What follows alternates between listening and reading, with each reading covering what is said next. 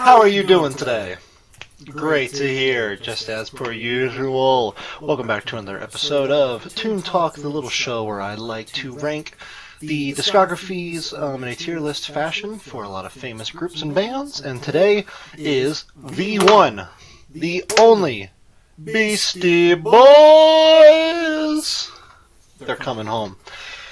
Oh my god, I love the Beastie Boys. They are up there in the top 5 hip-hop groups of all time for me. Up there with Tribe Called Quest, De La Soul, Death Grips. There's so Wu-Tang. There's so many iconic groups. Beastie Boys has to be up there in the top 5.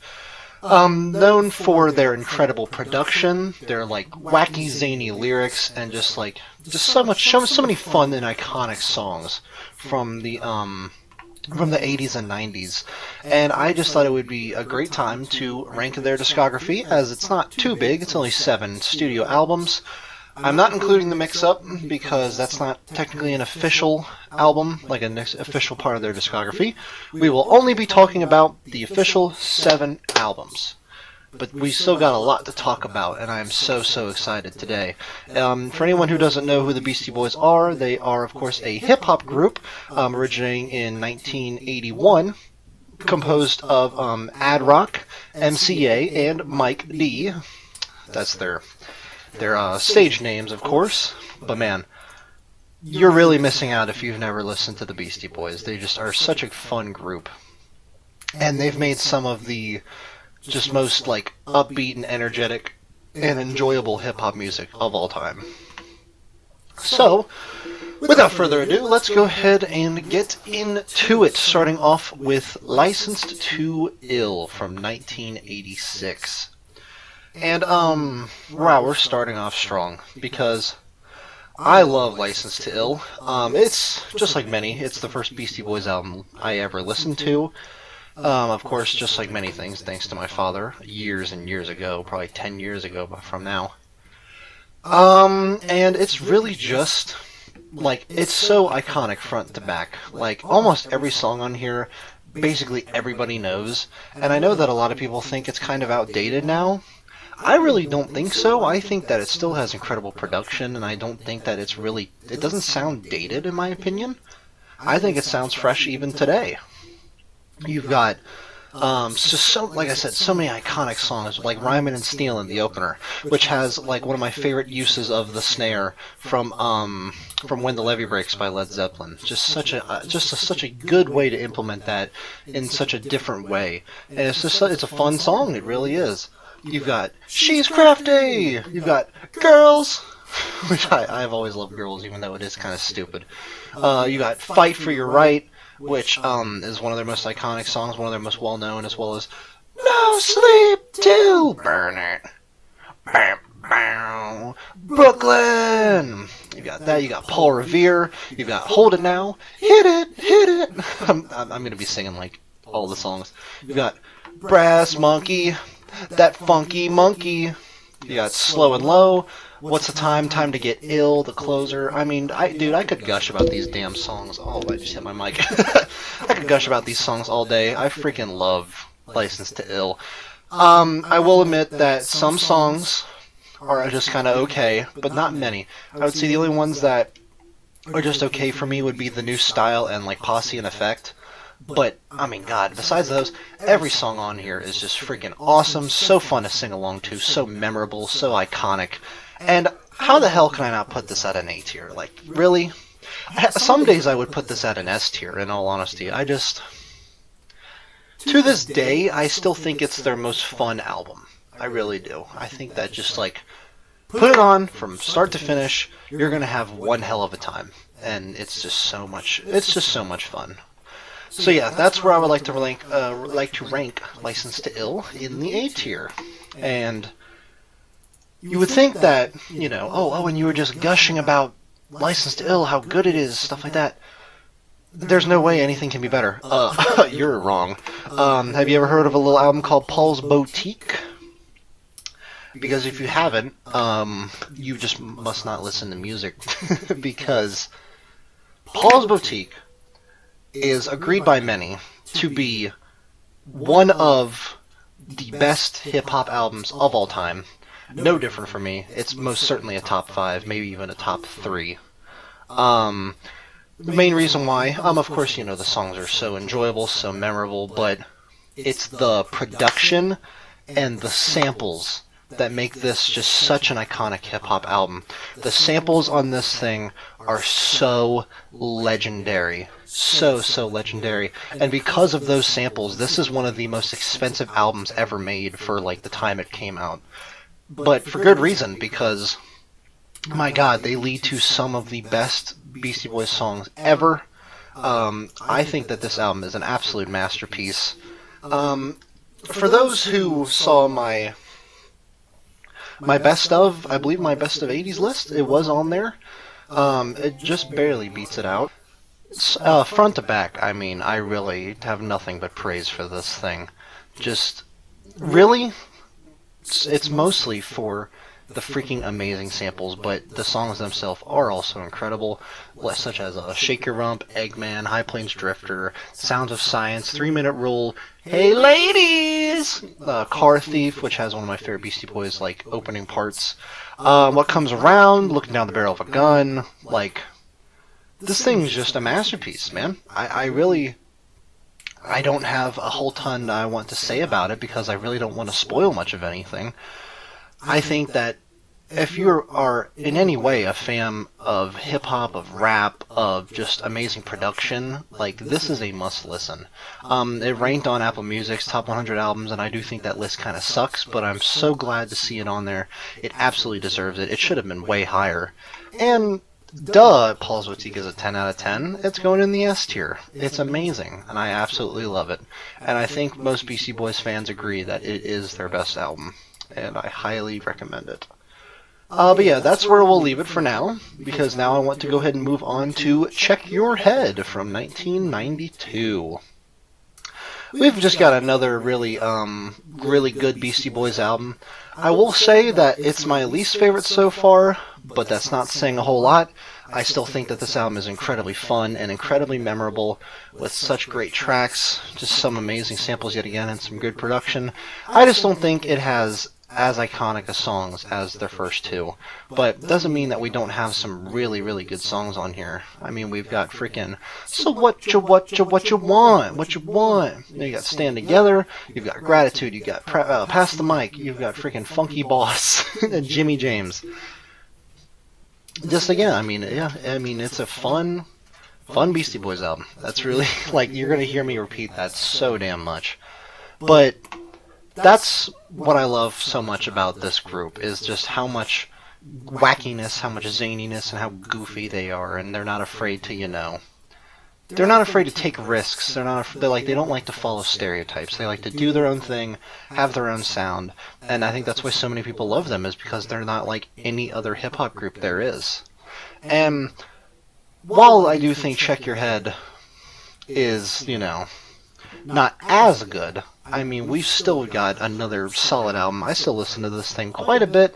I will say, I don't listen to it front to back as much as other albums of theirs, but it's still really enjoyable. It's still really fun, and I still would happily put this in the B tier.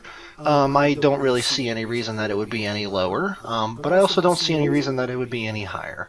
I think this is probably the perfect place to put it, and I think that that's where it'll belong.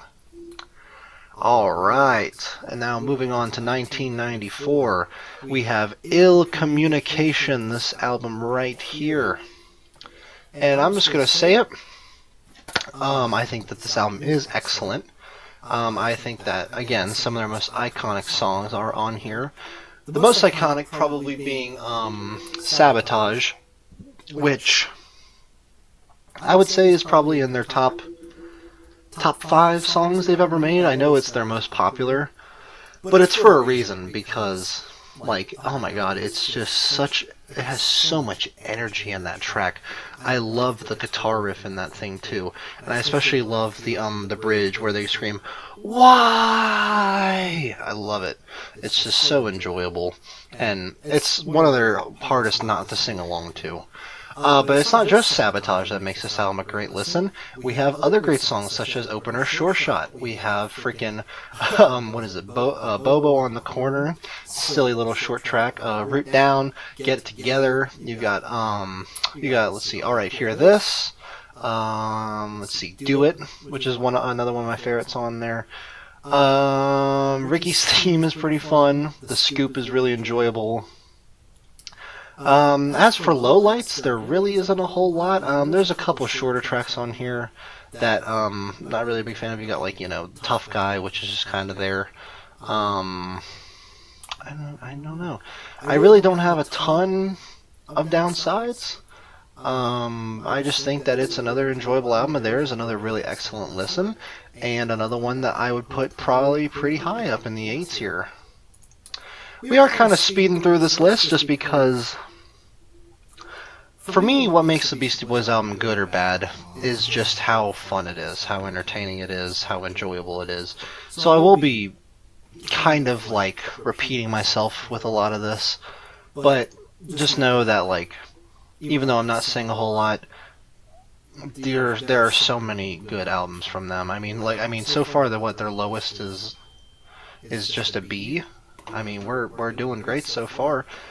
And then it jumps up even more because now we've got Hello Nasty, which I love as well. Big surprise. I will say, this one, I know a lot of people say that this is where the group started to fall off quite a bit, because this has a lot more of an electronic sound than their previous works. I disagree. I actually kind of like the change-up that they did here, or the mix-up, if you will. I'm so funny. But I do like how they switch things up for this one. This one is a lot different sounding from their previous few, and I actually really enjoy it. I think that there's also some of their super memorable tracks on here. Super Disco Breakin' is such a fun opener. And then you've got Intergalactic, which is another one of their most popular songs for good reason. I adore it. I love the flow of that song. I really do. You've got Putting Shame in Your Game, super fun. You've got And Me. You've got 3 MCs and 1 DJ. You've got Song for Junior. Dedication. I really like the closer Instant Death. Just really, again, I mean, we got another great set of songs here. We've got another amazing, like, I love the change-up, I love the flow, I love the tone. Yet again, just a super memorable listen. Just so much great production, so many super interesting and cool samples. And for that reason, I think that it is another super engaging hip-hop listen. I would happily, not S tier. I will put it in the A tier. I'm sorry. Alright, so we're going to change things up. I am going to put License to Ill in S tier. I do think it belongs there. Just because Paul's Boutique is still better, but License to Ill to me is still like a 9 out of 10. I think it's such a great album. Alright, but enough about that. Moving on. Next up, To the Five Boroughs. This is where we start to fall off a little bit for me, because I think that this album is kind of where the group started to lose some of its steam, started to lose some of its energy. I also I don't know, it's all really reflective too on the cover, because it doesn't feel like a Beastie Boys cover. A lot of, like all their other covers, they, you can just kind of feel that they feel like Beastie Boys covers. But this is where the cover and like the music itself starts to just kind of shift from their usual sound, their usual noise. A lot of these tracks are a lot slower.